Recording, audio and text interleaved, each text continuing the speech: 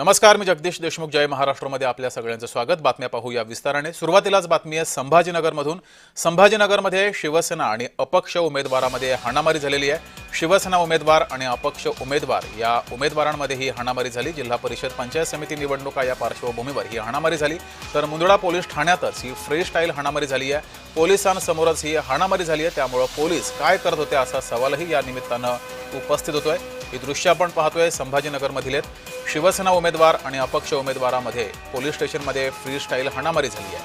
अधिक माहिती घेऊया. आपले प्रतिनिधी विजय चिडे आपल्यासोबत जोडलेत. विजय, पोलिसांसमोरच ही हाणामारी झालेली आहे. पोलीस काय करत होते असा सवालही या निमित्तानं उपस्थित होतोय. अधिक माहिती या संदर्भात.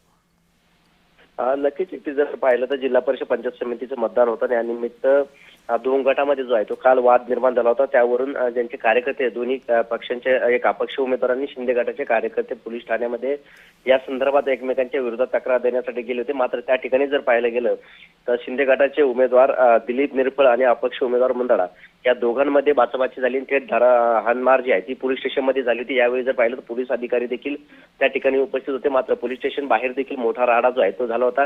तब्बल एक अर्धा तास जो आहे तो हे संपूर्ण फिल्मी स्टाईल हाणामारी जी आहे ती पोलीस स्टेशन बाहेर झाली होती.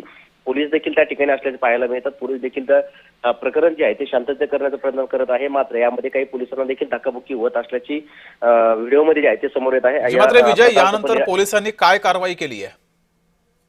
नक्कीच एकदा जर पाहिलं त्या बाबतीत आता पोलिसांनी दोन्ही कार्यकर्त्यांना बसून ठेवलेलं आहे आणि सदरी कारवाईचं जे आहे ते देखील आता पोलीस करत असल्याचे पाहायला मिळतात. कारण मोठ्या प्रमाणात राडा जो आहे तो झाला होता आणि त्यामुळे आता नेमकी किती जणांवरती गुन्हे दाखल होतात ते पाहणं महत्त्वाचं असणार आहे. कारण यामध्ये या भांडणामध्ये जर पाहिलं तर पोलिसांना देखील धक्काबुक्की जी आहे ती झालेली आहे. त्यामुळे आता पोलीस नेमकी काय कारवाई करतात त्या कार्यकर्त्यांचे पाहणं महत्त्वाचं आहे.